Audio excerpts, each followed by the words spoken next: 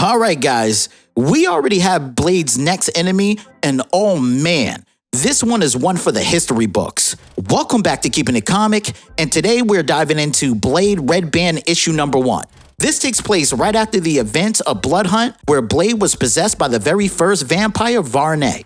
Some of the Avengers and heroes we love were changed into vampires, and Blade at this point is really only alive thanks to his daughter Bloodline. If you're not familiar with this, definitely check out our playlist for Blood Hunt, but let's get into Red Band. Blade has disappeared into solitude on an island in Southeast Asia, and I guess you can say self-punishment for the things he did while possessed. I mean, he says it himself, that he lives as if he's already dead. But to him, he gains freedom that way. Freedom from what? From the blame, the memory, and Varnae.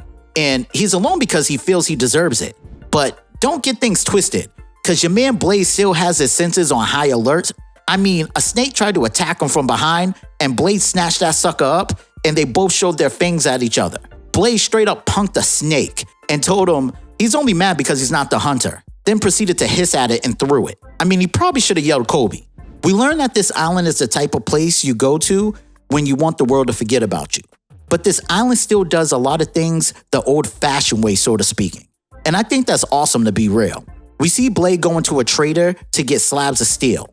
Blade uses this for old ancient tools to either craft or upkeep his sword. It doesn't really state which he does, but we see him working on a sword while burning himself in intense heat, saying the iron and heat burns his lungs and how it's clarity and pain. It's clear that being possessed is still mentally destroying him. I mean, he says, I deserve pain. I let it rise, pain becomes panic, until my whole mind goes white. That's pretty deep if you ask me. I mean, this is a side of Blade I don't think we've ever seen. He's in a depressed state of self-harming, healing, and repeating. I mean, he says, I can't help but keep melting myself. But in the middle of his gloom-depressed sword making, someone enters the door. Blade, with an evil smirk, tells him, leave, don't talk, don't think, just leave. I mean, I'm gonna try this next time I open some chips and my kids come running to the door. But this mystery man basically tells Blade that he can't hide from the world after what he did, and that he won't leave. Keep in mind now, Blade is a victim in all this, but this person tells Blade he brings him word from a group called Spellguard, and that they are the keepers of balance, whatever that means, and that Blade has been called to serve them. As you can imagine, Blade is like, who? The Spellguard? There's always some group that thinks they're on top. This mystery man says, you was possessed by Varnae, made a vessel. You are known to them now. Blade with the evil eyes, and I swear I read his voice. Who are you?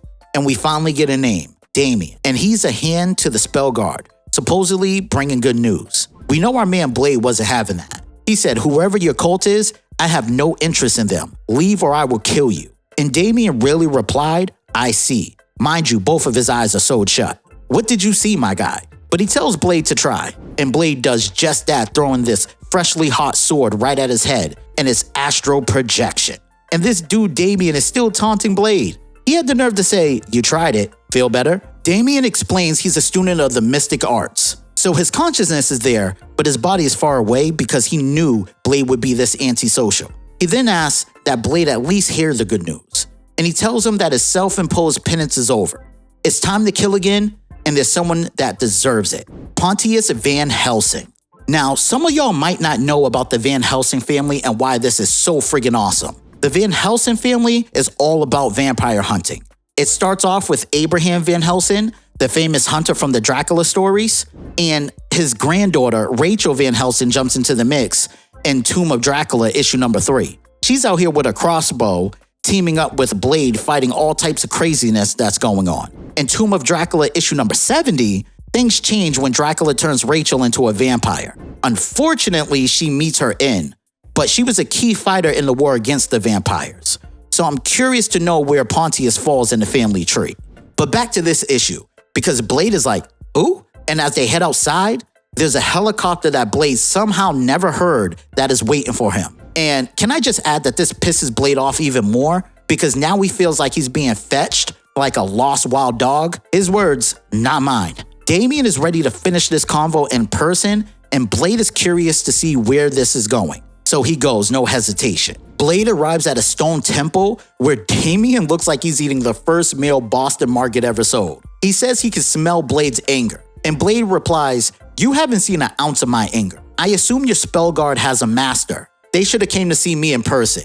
Damien says he can see a single hair moving on your head. Talk about stalker. Then he says bring him, and two men bring out a bloody man under a hood. Blade instantly says to himself, hostage. Can I just say this hostage has spikes coming out of his shoulders and chest? They remove the hood from the hostage, and you can see the look of disgust as Blade says, what am I looking at? Blade can tell just by looking in his eyes that he wants Blade to take his life, end his suffering. We find out this wasn't done by vampires, but by a hidden group that believes they found new powers in the world of magic and are experimenting on people, even kids. Blade asks if Pontius did this, and things get strange. Why? Because Pontius was sent to kill the people doing the experimenting and instead split their leader into two and took his authority, and is now seeking the darkest magic. Damien gives Blade a dagger and says it will lead you to him, and his master wishes for Blade to kill Pontius and the rest of the group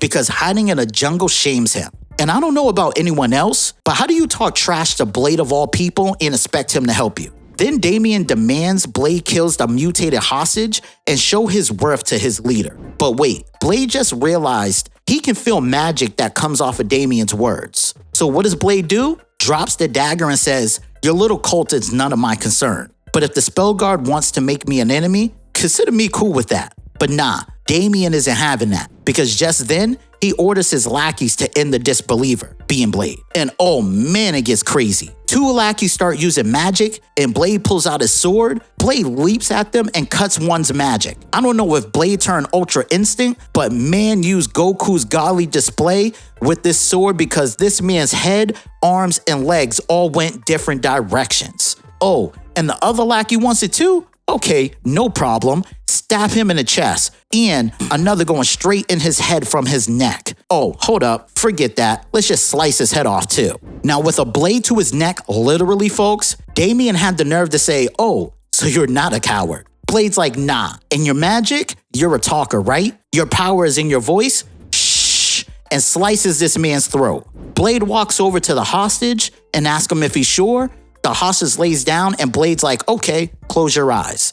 And another head goes flying. And Blade doesn't think they were lying about Pontius either. I mean, he saw the aftermath. So now he's ready to look into it on his own terms and says after the spell guard will come to know me well. Blade is familiar with the dagger he was given. He gets a map and it instantly tells him where to find Pontius. We jump to a different location that shows dead corpses everywhere and some figure walking. It's a vampire who says, Father Pontius, we've seen events through the window of vision. The spell guard has sent a man to kill you. Where he's told, I have felt it. But they haven't sent a man. They have sent Blade. And oh man, this picture doesn't even reveal the full image of Pontius, and it already looks amazing. And there you have it. Blade Red Band issue number 1, y'all. We got to see Blade in a way we've never really seen him, struggling with guilt, pain, and all the dark stuff he's been going through. I mean, a depressed Blade is deep, man. This story hit different. I can't wait to see Blade take Pontius Van Helsing because this is going to be major.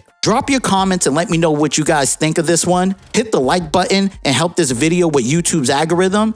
And if you're new to the channel, hit the subscribe button and the notification bell so you don't miss any of our future content. And until next time, thanks for kicking it with Keepin' It Comic.